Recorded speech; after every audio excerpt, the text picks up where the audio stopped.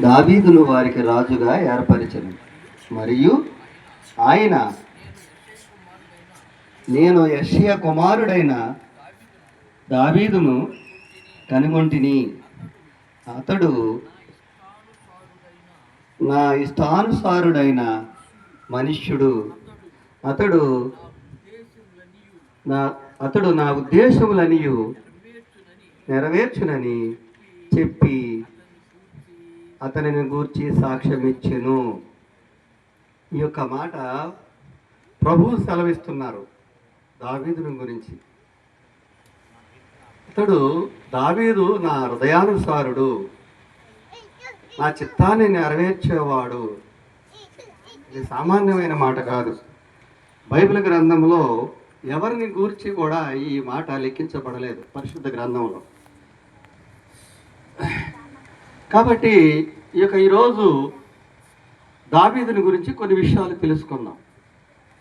దావీదు యొక్క క్యారెక్టర్ను మనం మన జీవితంలో మరి అన్వయించుకుని ముందుకు సాగుదాం. దావీదు అనగా ప్రియుడు అని అర్థం. దావీదు అంటే ఏంటమ్మా? ప్రియుడు. ఆయన మహారాజు. దావీదుని ఏమంటారు? రాజు అనరు, మహారాజు అంటారు. ఆయన ఇజ్రాయేలు యోధా ప్రాంతాన్నంతటిని కూడా పరిపాలించిన రాజు. చాలా నిడివి గల ప్రాంతాన్ని పరిపాలించిన రాజులను మహారాజులు అంటారు. మహారాజుల్లో ఈయన ఒక మహారాజు. ఈయన పరాక్రమశాలి. పరాక్రమశాలి అంటే ఈయనకి ఎంతమంది శత్రువులైనా జయించే శక్తి దేవుడు ఈయనకి ఇచ్చాడు. అందగాడు, రూపసి, ఎర్రనివాడు, చక్కని కనునేత్రము కలిగిన వాడు. అలాగే ఈయన కార్యనిర్వాహకుడు. అలాగే దావీదు గురించి మనం తెలుసుకోవాలనుకుంటే కొన్ని లక్షల సైన్యం కలిగిన ఏకైక రాజు పరిశుద్ధ గ్రంథంలో. కొన్ని లక్షల సైన్యం ఏర్పరచుకున్న మహారాజు. అలాగే దావీదు మహారాజు మంచి భక్తిపరుడు. ముఖ్యంగా దేవుణ్ణి కీర్తించడంలో ఈ పరిశుద్ధ గ్రంథంలో మరి ఆయన చేసిన మేలులను, మంచి మనసున్న రాజు, చాలా సంగీత విద్వాంసుడు, సంగీతంలో మంచి నేర్పరి. మరి ఆయనకి చాలా సుగుణాలు ఉన్నాయి. బాల్యంలోనే ఆయన యొక్క దేవుని యొక్క ఆశీర్వాదాన్ని పొందాడని జనులు చాలామంది, ఈయన ప్రభు దీవెన ఈయన మీద ఉంది అని, ఆయన యొక్క నడత ఆ విధంగా ఉంది ఆయన జీవించిన కాలంలో. ఈరోజు దావీదు మహారాజు గురించి బైబిల్ గ్రంథంలో 971 సార్లు మరి పరిశుద్ధ గ్రంథంలో లిఖించబడింది.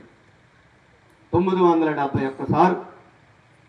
సామాన్యమైన విషయం కాదు. ఎంతోమంది ఉన్నారు, కానీ వాళ్ళ ఎన్నో క్యారెక్టర్స్ ఉన్నాయి, కానీ వాళ్ళ పేరు కూడా రాయని మరి సందర్భాలు బైబిల్ గ్రంథంలో ఉన్నాయి. ఒక పేరు కూడా ఉచ్చరించకుండా ఉన్న సందర్భాలు కూడా ఎన్నో ఉన్నాయి. ఆ మనుష్యుడు లేదా ఆమె అనే సంబోధించడం జరిగింది. ఆ విధంగా లిఖించబడింది బైబిల్ గ్రంథం. కానీ 971 సార్లు బైబిల్ గ్రంథంలో భక్తుడైన దావీదును రాయటువంటి సామాన్యమైన విషయం కాదు. ఆయన ఎంత ప్రేమగా ఉన్నాడో దేవుడికి, ఆయన నడక ఎంత ప్రేమగా ఉందో. మచ్చటి కొన్ని విషయాలు మనం ఈరోజు ముచ్చటిద్దాం. దేవుని వాక్యంలోకి వెళ్దాం. 46, 47 చదువుకుందాం.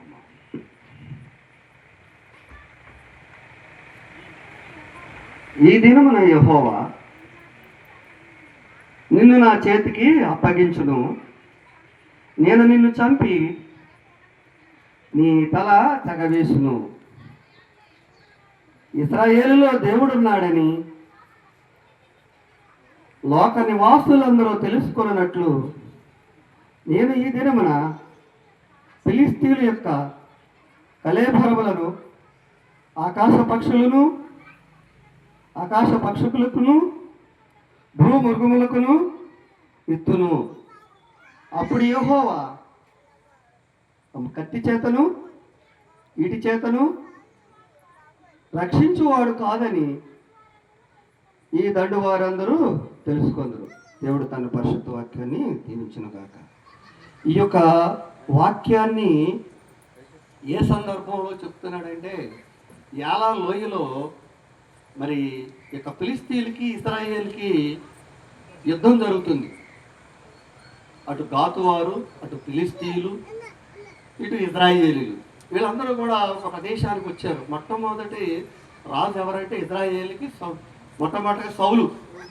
ఈ సౌలు ఈ యొక్క ఇజ్రాయేల్ దండనంతని తీసుకెళ్ళి ఈ యొక్క యాలా లోయలో ఉన్నారు.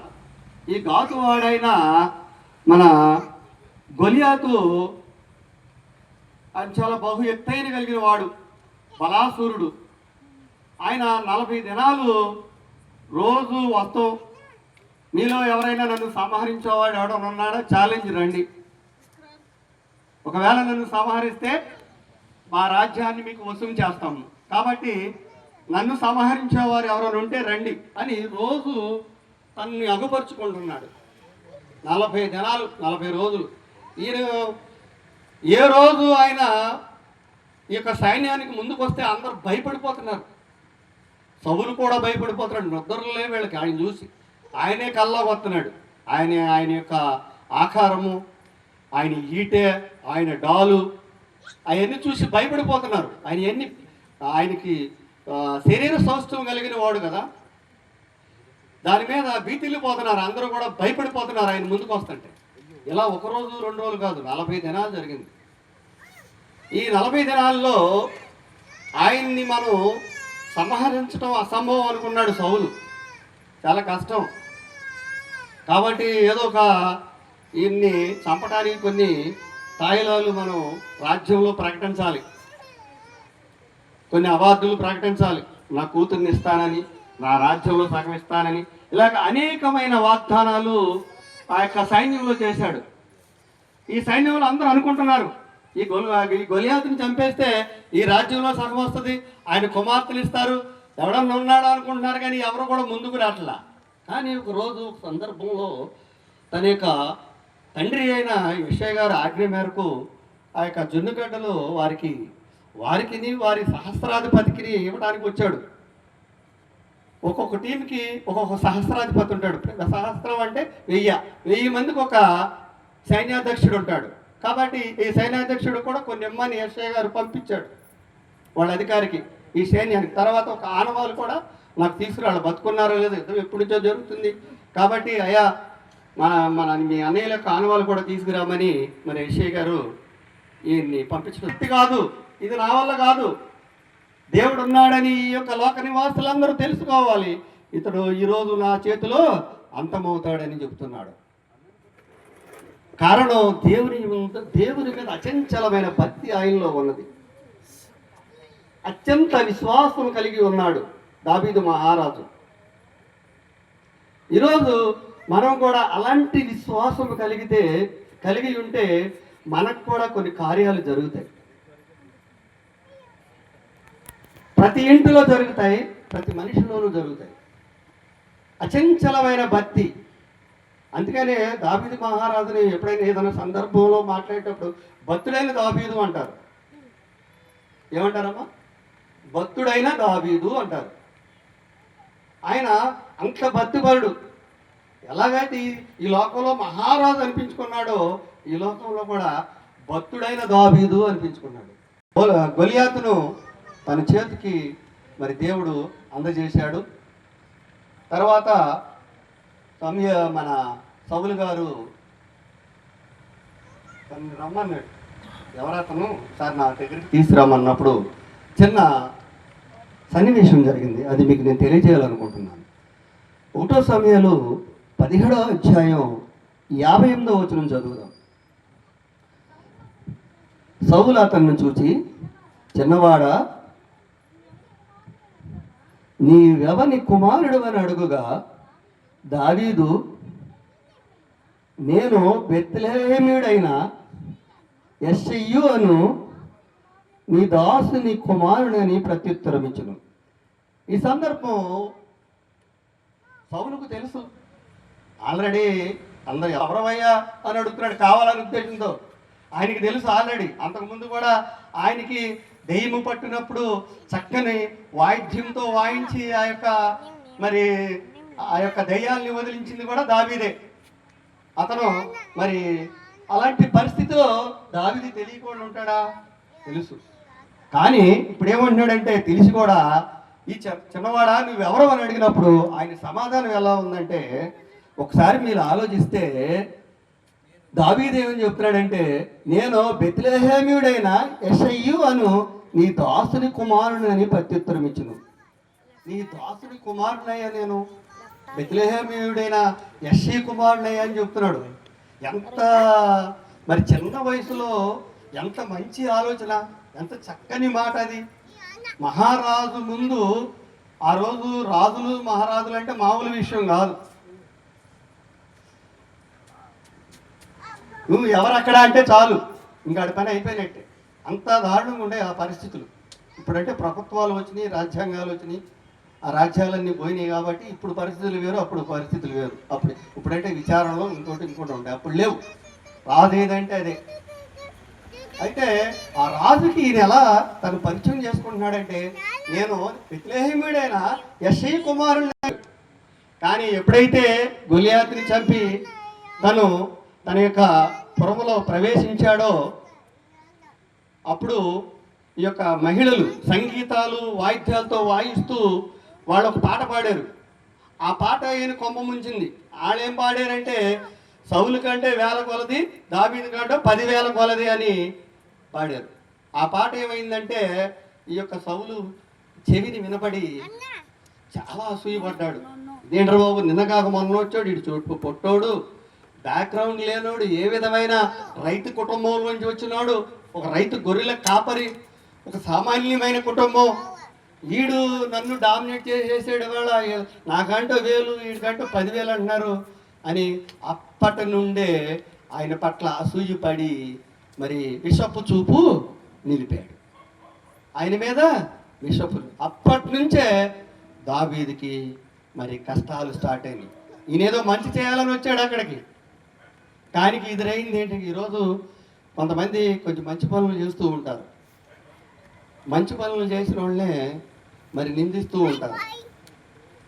మొన్న 5,000 ఇవ్వటం ఏంటి, ఇంకో 10,000 ఇవ్వచ్చుగా, అయితే ఆ దారికి అర్ధగజమే ఇవ్వటం ఏంటి, కష్టాలు స్టార్ట్ అవుతాయి. కానీ ఈయనకి స్టార్ట్ అయిన సందర్భం ఒకటి మీకు తెలియజేయాలనుకుంటున్నాను. అతని సహోదరులను, అతని తండ్రి, ఇంటి వారందరూ ఆ సంగతి విని అతని వద్దకు వచ్చారు. మరియు ఇబ్బంది కలిగి వారందరూ, అప్పులు చేసుకుని వారందరూ, అసమాధానముగా నుండి వారందరూ అతని వద్ద కూడుకొనగా అతడు వారికి అధిపతి అయిన. ఈయన్ని ఎప్పుడైతే చంపడానికి ప్రయత్నం చేశాడో ఈయన ఎక్కడికి పారిపోయాడు? అదుల్లామా గుహలోనికి పారిపోయాడు. ఒంటరిగా పారిపోయాడు. ఎందుకంటే ఈయన చంపడానికి 3,000 మంది సైన్యాన్ని సిద్ధం చేశాడు ఈ యొక్క సౌలు మహారాజు. ఎంతమంది సైన్యం అండి? 3,000 సైన్యం. ఈయన ఒక ప్రత్యేక టీముని తయారు చేశాడు. దావీదుని చంపేయండి, వీటితో నాకు ప్రమాదం, పొద్దున నా రాజ్యానికి, నా యొక్క వారసులకి ఇబ్బంది, ఇలాంటి వాడు ఉంటే, కాబట్టి శత్రుశేషాన్ని ఉంచకూడదు. శత్రువులు ఉంటే వాళ్ళు రేపు పొద్దున మనకి ఇబ్బంది అయ్యి మనల్ని అంతమందిస్తారు. కాబట్టి అతను ఈయన శత్రువు కాదు, కానీ శత్రువుగా ఆయన భావించాడు. విషపు చూపాడు కదండి, అప్పటి నుంచి శత్రువుగానే భావించి ఈ యొక్క దావీదు అరణ్యాల్లోకి పారిపోతున్నాడు. అయితే ఒక గుహలోకి వెళ్ళాడు. ఆ గుహ పేరు ఏంటంటే అదుల్లామా గుహ.